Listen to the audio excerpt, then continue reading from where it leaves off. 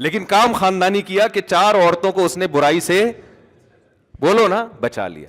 اب ان پہ جتنا خرچ کرے گا, نبی نے فرمایا سب سے بہترین صدقہ وہ ہے جو تم اپنی بیوی کو کھلاتے ہو, بچوں کو کھلائے گا. تو یہ چاہے بھلے 10 ٹینشنوں میں ہو یار. امام احمد بن حنبل کہتے ہیں وہ آدمی جو نکاح نہیں کرتا, بچے نہیں ہیں, اور اللہ اللہ کر رہا ہے بیٹھ کے سکون قلب کے ساتھ, 2 رکعت کی نیت مانتا ہے, انتہائی خشوع و خضوع. امام احمد بن حنبل کے الفاظ کو میں اپنے الفاظ میں بیان کر رہا ہوں کیونکہ ٹینشن ہی نہیں ہے.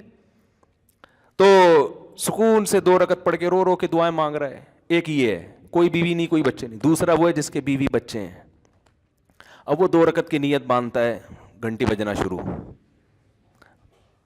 سائلنٹ پہ کیا تو وائبریشن, یعنی بیل بند کر دی تو وائبریشن پہ, خشوع و خضوع رہے گا. 2 رکعت کے بعد سلام پھیر کے دیکھا تو میسج آیا ہے بیگم کا, شادیاں کر لی ہیں, گھر کا کوئی خیال نہیں ہے, اگر یہ نمازیں ہی پڑھنی تھیں تو ہمیں نہیں لے کر آتے. آج مجھے گھر والوں نے ڈبل روٹی کے لیے بھیجا. اپنا واقعہ بتانے میں کوئی حرج نہیں ہے, حقیقت اپنا واقعہ. یہ میرے بھائی گواہیں, یہ دوست ہیں, یہ گواہیں. گھر والوں نے کہا بھائی بریڈ چاہیے, اور مسجد کا جو میرا خادم ہے بیچارہ خدمت کرتا ہے شمس, اس کو بول دیں کہ وہ لے آئے. میں باہر نکلا بھول گیا. پھر میں گھر گیا, گھر والوں نے کہا آپ کو ڈبل روٹی لینے کے لیے بھیجا. میں نے کہا بالکل ذہن سے نکل گیا. اب میں گیا تو دیکھا شمس بھائی جمعہ نہانے کے لیے گھسے ہوئے ہیں.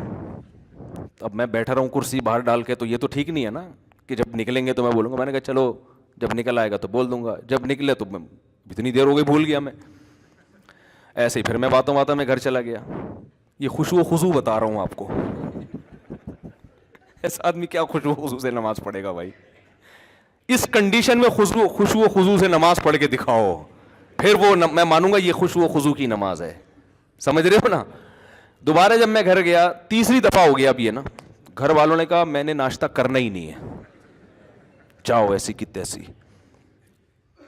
میں ایک دم اس میں آیا نا, میں نے کہا بھائی یہ تو یار میرے ساتھ بھی ایسا ہوتا تو ہمارے بھی. جب میں آیا چوتھی دفعہ نیچے آیا, جیسے ہی نیچے آیا تو یہ آپ کہاں سے تشریف لائے ہیں؟ ثوابی سے یہ بھائی آئے ہیں. ارے مفتی صاحب, وہاں سے ایک صاحب, ارے وہ جب آئے نا قریب میں بھول گیا.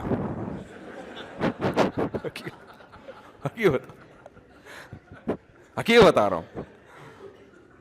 میں آیا اپنے دفتر میں بیٹھا, لیپ ٹاپ پہ کچھ کام تھا. اب میں سوچ بھی رہا ہوں یار ہوا کیا ہے میرے ساتھ, یہاں تک کہ 1 بجا ہے, اور جب میں نے فون دیکھا تو گھر والوں کا فون آ رہا تھا. بس جو میری کنڈیشن ہے وہ ان کو پتا ہے. میں نے کہا میں تو فون اٹھانے کا میرے اندر حوصلہ نہیں. میں نے کہا آپ ڈبل روٹی لے جاؤ, گھر کے دروازے پہ رکھ کر دھاڑ دھاڑ دھاڑ دروازہ بجا دو.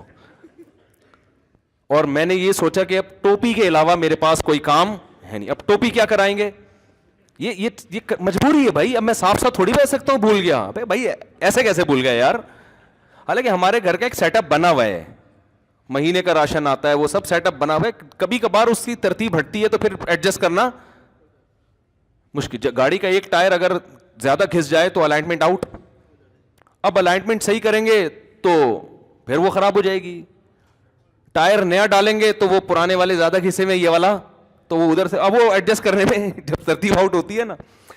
تو میں نے کہا بھائی میرے اندر تو اب ہمت نہیں ہے, میں جاؤں گا خام خواہ میں گھر میں الٹی سیدھی باتیں ہوں گی. جمعے کا ٹائم ہو رہا ہے, میں غصے میں یہاں کے بیٹھوں گا تو یہاں بھی وہ ڈبل روٹی کی باتیں شروع ہو جائیں گی پھر.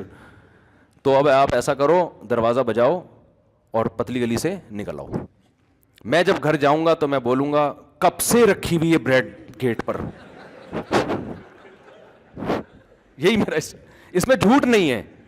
کب سے رکھی ہوئی ہے مجھے خود نہیں پتا کب سے رکھی ہوئی ہے, ایگزیکٹ ٹائم تو معلوم نہیں ہے نا. وہ بندہ دروازہ بجا رہا ہے یار, کب سے رکھی ہوئی ہے. تو یہ میرے ذہن میں پروگرام تھا کہ بھائی ٹوپی بندے پہ ڈال دو.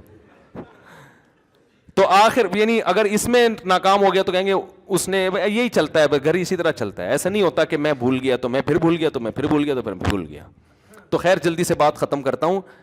تو بس 2 رکعت امام احمد بن حنبل فرماتے ہیں کہ جس کے بال بچے ہوں وہ ان کی فکر میں ہو, ان کو کھلانے پلانے کی فکر میں ہو, ان کے ذمہ داری پوری کرنے کی فکر میں ہو, تو وہ اس کی 2 رکعت اللہ اس پہ ثواب اس کو زیادہ دے گا. تو کیونکہ وہ نیچر پہ چل رہا ہے نا, پادری پن تھوڑی ہے کہ جنگلوں میں نکل جاؤ بس اللہ اللہ کرو بیٹھ کے. تو اصل جو قرآن کے احکام ہے نا, جس میں وراثت کا حکم ہے, سود سے بچنے کا حکم ہے, بہنوں کو وراثت دینا, کسی کا مال ناحق نہ کھانا, جو کام آپ کے ذمے لگا ہے وہ دیانتداری سے ادا کریں.